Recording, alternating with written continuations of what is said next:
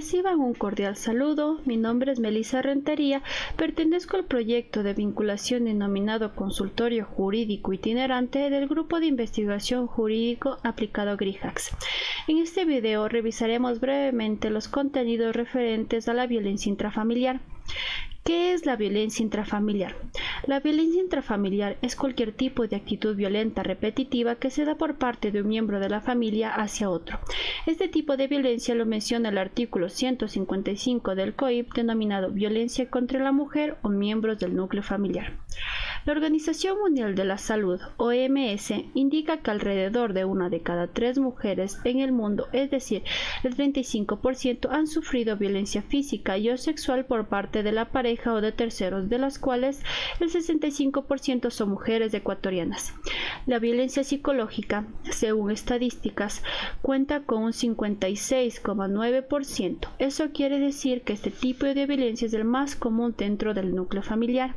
A este le sigue la violencia física con un 35,4%, la sexual con un 32,7% y la patrimonial con un 16,4%. ¿Qué tipos de violencia intrafamiliar existen?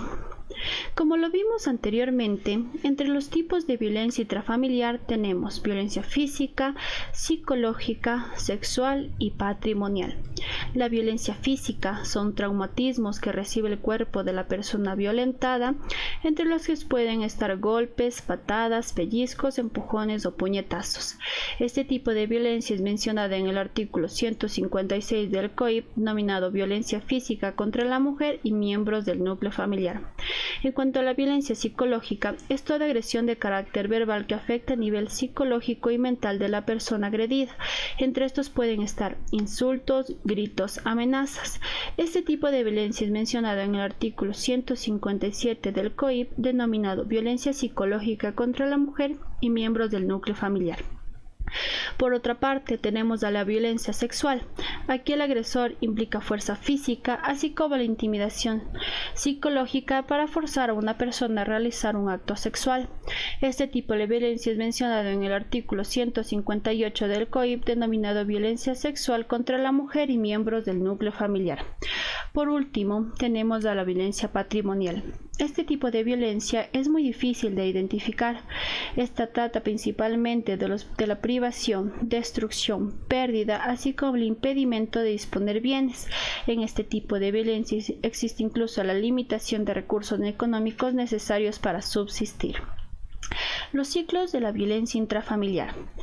Entre los ciclos de la violencia intrafamiliar tenemos 3, los cuales son acumulación de tensión, la cual empieza con desacuerdos y maltrato psicológico, en los que pueden estar insultos, sarcasmos y menosprecio. Y como segundo tenemos a la explosión.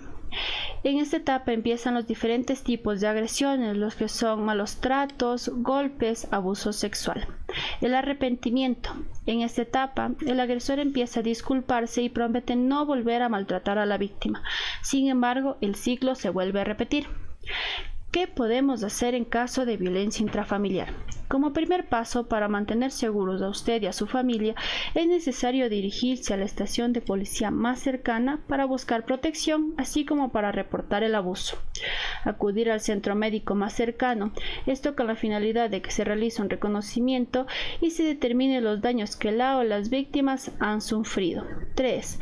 Denunciar la agresión. Es de suma importancia que tras haber recibido el parte médico, la persona que se encuentra agredida se dirija inmediatamente a una comisaría o a un juzgado para iniciar con la respectiva denuncia, en donde la víctima es en su libre derecho de solicitar la asistencia de un abogado. 4.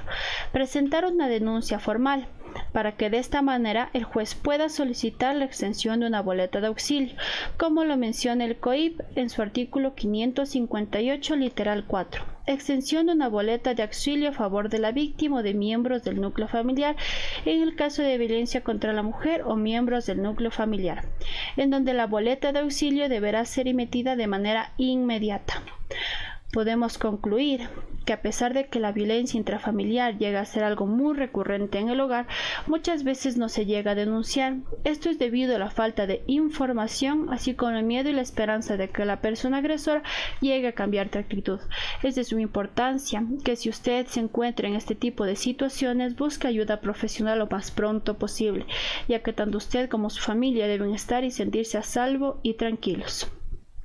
Agradezco mucho la atención prestada y como recomendación, si en caso de llegar a necesitar asesoría legal, pueden dirigirse al consultorio jurídico gratuito de la UTPL ubicado en la avenida 6 de diciembre entre Wimper y Alpayana, edificio Torres, Tenerife, en los horarios de atención de lunes a viernes de 7:30 a 5:30.